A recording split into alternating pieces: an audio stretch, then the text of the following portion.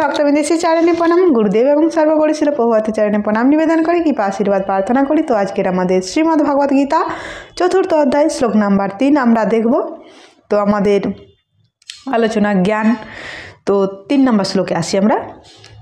স এবয়া ময়া তদ যোগোপোক্ত পুরাতন ভক্ত হসি মে সখা চেতি রহস্যম হেতু উত্তমম।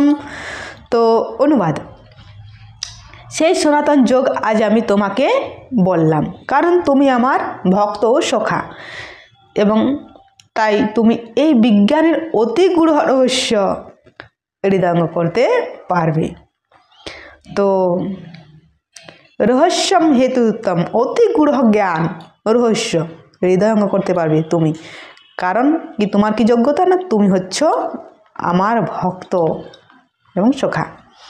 তো এই গীতার মধ্যে সমস্ত কিছু জ্ঞান আছে, পারমার্থিক জ্ঞান, রাজনৈতিক জ্ঞান, শারীরিক জ্ঞান, ডায়াবেটিস এবং শরীর চর্চা, নীতি শিক্ষা, সমস্ত কিছু জ্ঞান এই গীতার মধ্যে পাবে। তো এই গীতা এখানে ভগবান বলছেন অর্জুনকে যে তুমি আমার ভক্ত, তো কৃষ্ণ ভক্ত হলে এটা বুঝতে পারবেন।